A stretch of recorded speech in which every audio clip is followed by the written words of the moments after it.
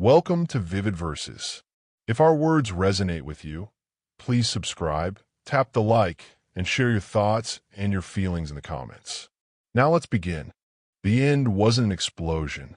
It was a calculated decision based on a data set I should have been tracking and auditing 18 months ago. Here is the situation. My brother, Mark, was in town. You know Mark. He's a structural engineer, lives in Chicago, comes through maybe once a year for the West Coast Infrastructure Conference. He's low maintenance. He wants a steak, a scotch, and 3 hours to catch up on family business. That's the itinerary. The logistics were simple. I had a dinner reservation at 7 p.m. at the Drover. I left work at 5:30 p.m. to shower and change. The plan was to be out the door by 6:30 p.m. Amelia was home. To understand the friction, you have to look at the pattern. This wasn't an isolated incident. It was a recurring variable in the algorithm of our cohabitation. You have to understand the sunk cost fallacy. You put time into a person, you build a routine, you share a lease, and you convince yourself that the maintenance cost is worth the asset. But the maintenance cost had been rising for months. 3 months ago, I planned a weekend fishing trip with Dave. Dave has known me since we were 12. 2 hours before departure, Amelia developed a migraine, so severe she claimed she couldn't see, yet she refused medical attention. She lay in the dark, asking if I was really going to leave her helpless. I stayed. The migraine cleared up by noon, just in time for us to go to the brunch spot she likes. 2 months ago, my mother called. She wanted to visit for the holidays. Amelia spent 3 days detailing how my mother makes subtle digs at her cooking. She replayed conversations from 2 years ago, dissecting tone and inflection, building a dossier of evidence that my mother was a hostile actor. The stress of managing Amelia's anticipation of the conflict was higher than the conflict itself would have been. I told my mother to wait until spring. This is the tactic: isolation. It's not about the specific person I'm seeing. It's about the allocation of my resources, specifically my time, my attention, and my loyalty. Anyone who knew me before Amelia is a threat because they hold the backup data. They know who I was before I started walking on eggshells. They provide a control group that highlights just how skewed my current baseline has become. 6:15 p.m. I was dressed, keys in hand. Amelia was on the sofa. She hadn't spoken since I walked in, which is the preliminary signal for an engagement. The apartment air pressure drops. It's a vacuum designed to suck you into an inquiry. What's wrong? Are you okay? I didn't ask. I checked my phone. Mark was already at the venue. I'm heading out, I said. I'll be back around 10. She didn't look up from her phone. So you're actually going? Yes. Mark is in town for one night. She set the phone down. The screen went black. I told you yesterday that I felt like he disrespects me. I ran the mental transcript of the last time Mark and Amelia interacted. It was Thanksgiving. Mark shook her hand, asked her about her graphic design portfolio, and complimented the wine she brought.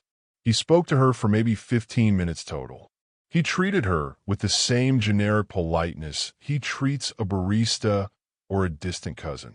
Be specific, I said. What did he do? It's not what he did, Rhys.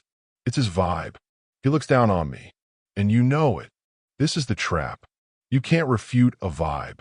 It's a subjective metric designed to be unfalsifiable. If I argue, I'm invalidating her feelings, which makes me the aggressor. If I agree, I'm betraying my brother. It's a lose-lose scenario constructed to force an apology.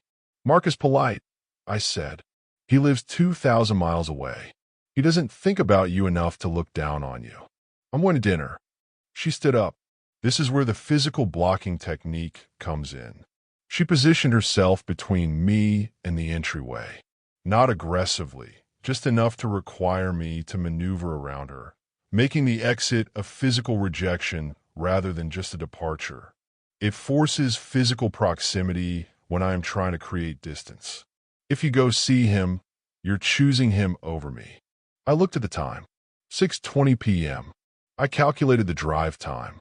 I was going to be late if this continued for more than 5 minutes. That is a false dichotomy, I told her. I can have a brother and a girlfriend. These two things are not mutually exclusive unless you make them so. I am having dinner. I am not filing for divorce. You're leaving me here alone when I'm upset. That's abandonment.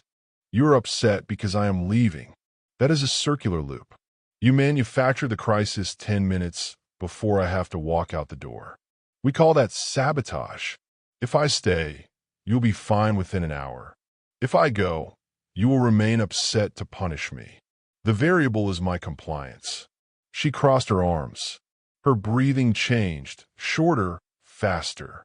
She was priming herself for the emotional escalation, the tears that usually force me to cancel plans to manage the fallout.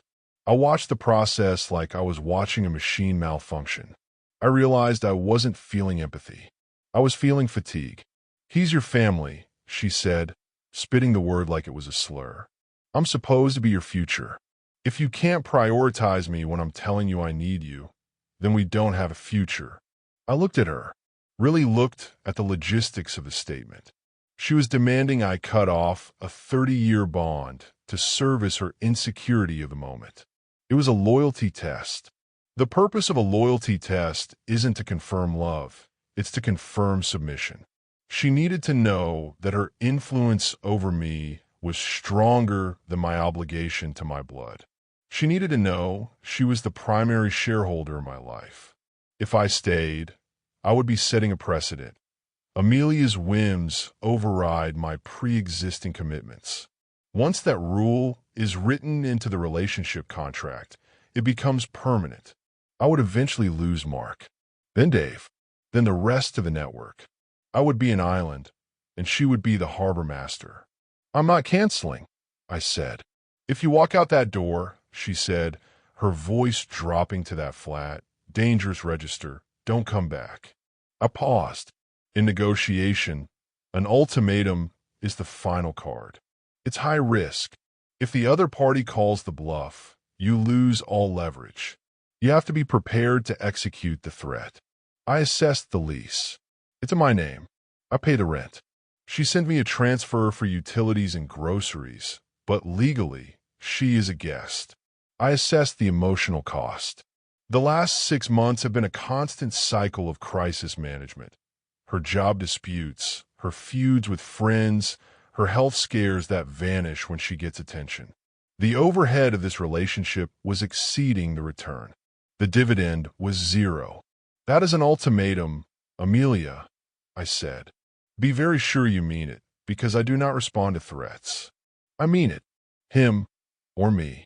I checked my pocket for my wallet and keys. I had everything I needed. Okay, I said. I stepped around her. I didn't slam the door. I closed it until I heard the latch click. The drive to the steakhouse took 20 minutes. My heart rate was elevated, but my mind was clearing. It's the feeling you get when a complex project finally gets canceled. The loss of potential is outweighed by the relief that you don't have to solve the impossible problems anymore. I kept waiting for the guilt to hit. The narrative script says I should feel bad for leaving a crying woman. But the logic center of my brain was overruling the emotional center. I hadn't harmed her. I hadn't insulted her. I had simply adhered to a schedule. I met Mark at the bar. He had a bourbon waiting. Rough day, he asked. He noticed the tension in my jaw. Mark reads micro-expressions well. It's part of his job managing contractors. Situation is resolved, I said. Amelia gave me an ultimatum. I'm here, so you can guess how it went. Mark nodded. He didn't offer sympathy, which I appreciated. He offered perspective. She was trying to fence you in. I saw it at Thanksgiving. She interrupted you 3 times when you were telling that story about Dad. She doesn't like not being the protagonist. I'm moving her out tonight. Mark raised his eyebrows. He swirled his drink. Tonight? You sure you don't want to let it cool off? Sleep on the couch. Reassess in the morning? She fired the shot, I said. If I go back and sleep in the same bed, or even on the couch, I've accepted that ultimatums are a valid form of communication. I've accepted that she can threaten the relationship to get her way. If I don't follow through, I lose credibility. I have to close the loop. That scorched earth, Mark said. It's containment, I corrected. I can't live like this. I'm spending 40% of my mental bandwidth managing her moods. I'm tired, Mark. I'm just tired. We ordered steaks.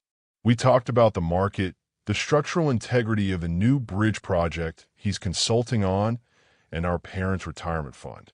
It was easy. There was no subtext. I didn't have to decode his sentences to find the hidden trap. It highlighted exactly what I had been missing at home. Silence wasn't a weapon with Mark. It was just a pause in conversation. I checked my phone once. 14 missed calls. 11 text messages. Text 1. I can't believe you actually left. Text 4. You're selfish. You've always been selfish. Text 8. I'm sorry. Please come back. I'm scared. Text 11.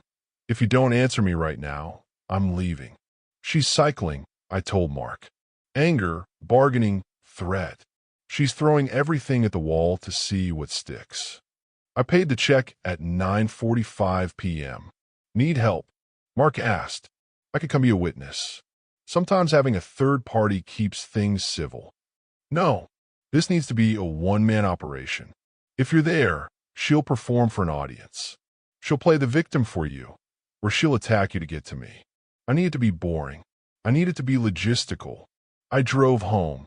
The logic of the breakup was sound, but I needed to manage the execution to minimize damage to the property and my sanity. I unlocked the apartment door at 10:15 p.m. The lights were off in the living room, but the TV was on. Volume low. She was sitting there, knees pulled up to her chest. She expected the grovel.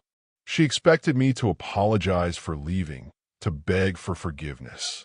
She had the script ready. She had probably rehearsed the monologue where she graciously forgives me, but puts me on probation. I walked past her into the bedroom. You're back, she said. It wasn't a question. It was a victory lap. I hope you're ready to apologize. I didn't answer. I went to the closet. I pulled down her 2 large suitcases, the Samsonite hardshells she bought for our trip to Cabo last year. I opened them on the bed. She appeared in the doorway. The confusion on her face was genuine. The script wasn't being followed. What are you doing? You gave me an ultimatum, I said. I opened her dresser drawer. I started stacking her t-shirts. You said if I walked out, I shouldn't come back. Since this is my apartment, I interpreted that to mean the relationship is concluded. You're no longer welcome here. I didn't mean it literally, Rhys. I was upset. Words have meaning, Amelia. You leveraged our relationship to control my movement. You gambled that I was too weak to leave. You lost. I worked efficiently. Toiletries in the side pocket. Shoes in the bottom, heel to toe to maximize space. I didn't throw anything. I wasn't angry. I was processing a shipment. She switched tactics. Anger first. She screamed that I was a sociopath, that I was cold. She threw a throw pillow at my back. I ignored it. You're throwing 2 years away because I got mad? She shouted. I'm ending a contract that has become untenable, I said, grabbing her stack of jeans. The terms have changed. You require total isolation. I require a life. We are incompatible. You never loved me. I did. That's why I stayed through the migraines, the fights with my mother, the isolation from Dave. But love isn't enough to sustain a system that is fundamentally broken. She sat on the edge of the bed and started weeping. Not the manipulative cry this time, but the real one, the realization that the consequences had actually arrived. Where am I supposed to go? She asked. It's nearly 11 at night. You have a sister in Simplistic. It's a 40-minute drive. I'll help you carry the bags to your car. I can't drive like this. Then call her, or call an Uber. But you are not sleeping here. You're kicking me out. I'm enforcing the terms you set. I zipped the bags. I carried them to the living room. She stood there, watching me. She looked smaller than she usually did. Without the power of her manipulation, she was just a person who had overplayed a weak hand. "Here is the plan," I said, handing her her coat. "Take what you need for a few days. Come back on Saturday at noon with a van for the furniture that is yours. I will have it staged by the door. Do not come without notice. Do not come alone. Bring a mover. I will have a witness here as well." "Who? Your brother?" she sneered. "Maybe. Or the police if you cause a scene. That is up to you." She looked at the key in her hand. She looked at me. She was waiting for me to crack, to tell her to stay. "Leave the key," I said. "I needed to get my stuff on Saturday." "No, I will let you in on Saturday." "Leave the key." She hesitated. Then she threw the key on the floor. It clattered against the hardwood. She grabbed her purse. She walked out, sobbing loud enough for the neighbors to hear. It was a final attempt to shame me into compliance. I picked up the key. I put the bags in the hallway. I shut the door. I engaged the deadbolt. The silence in the apartment was heavy, but it wasn't lonely. It was the silence of a problem solved. I poured a drink. I sat in the chair she had been occupying. I didn't feel happy. I felt efficient. I had cut the drag on my life.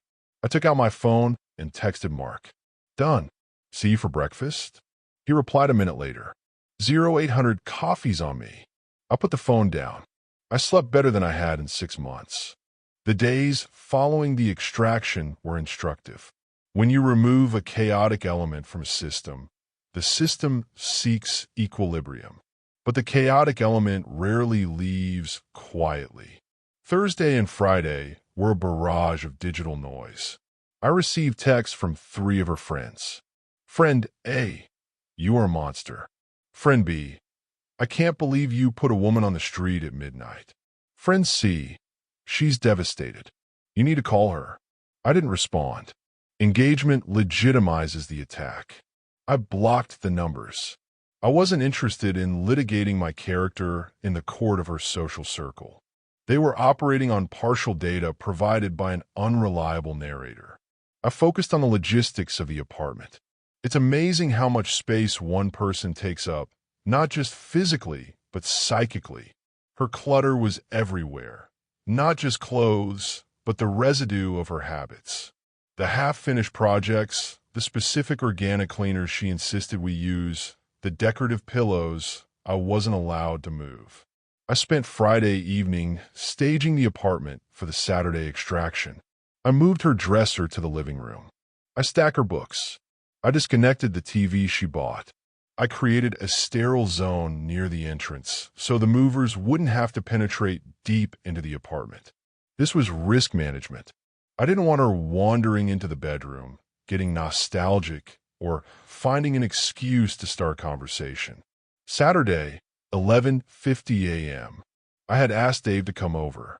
Mark had flown back to Chicago, and Dave was the right man for this. He's large, silent, and completely immune to drama. His presence changes the dynamic. If it were just me, Amelia would try to argue the relationship. With Dave there, she has to maintain her public face. "She's going to try to talk to you," Dave said. He was leaning against the kitchen counter, drinking a coffee. "I know. What's the play?" "Gray Rock," I said. Monosyllabic answers. No emotion. "She's here for cargo, not closure." 12 p.m. Sharp. She knocked. I opened the door. Amelia was there, looking tired. She had worn sweatpants and a messy bun. A calculated look designed to elicit sympathy. Behind her was her brother-in-law, a guy named Steve. I liked Steve. He was a decent guy who looked like he'd rather be anywhere else on Earth. "Hey, Rhys," Steve said, not making eye contact. "Steve," I nodded. "Stuff is staged here in the hallway. Dresser, TV, 3 boxes of books, the lamp." Amelia stepped in. She scanned the room. She saw Dave. Her eyes narrowed. She realized her opportunity for a private emotional appeal was gone. "You brought a bouncer?" she asked. "Dave's helping move the heavy stuff if Steve needs a hand," I said. "Let's get this loaded." We worked in silence. The physical labor was a good distraction. Steve and I carried the dresser. Dave took the boxes. Amelia stood by the door, holding a clipboard, pretending to inventory items. It was a performance of control. When the van was loaded, Steve wiped his forehead. "Is that it?" "That's it," I said. "Thanks, Steve." He nodded and went to the driver's seat. He knew better than to linger. Amelia remained in the doorway. This was the moment. The van was running. The audience was waiting. "So that's it?" she asked. Her voice trembled. 2 years, and you just erase me? You're not erased, Amelia. You moved out. I miss you, she said. She took a step forward. I know I was crazy the other night. I was scared of losing you. And look, I made it happen. It's a self-fulfilling prophecy. She was close to the truth, but she was still missing the point. It wasn't a prophecy, I said. It was a choice. You made a series of choices to isolate me. I made a choice to stop it. This isn't fate. It's cause and effect. Can we at least get coffee? Talk about what went wrong? I think we owe each other that. I don't think we do, I said. The data is clear. We aren't good for each other. Talking about it won't change the outcome. It will just extend the pain. You need to go, Amelia. Steve is waiting. She looked at me. She looked at Dave, who was intently studying the label on a water bottle. She realized there was no purchase here. The wall was smooth. You're cold, she said. You're a robot. Goodbye, Amelia. She turned and walked to the van. She slammed the passenger door hard enough to rock the chassis. As they drove away, I didn't watch them go. I closed the door. I locked it. Well, Dave said. That was fun. It was necessary, I said. I looked around the living room.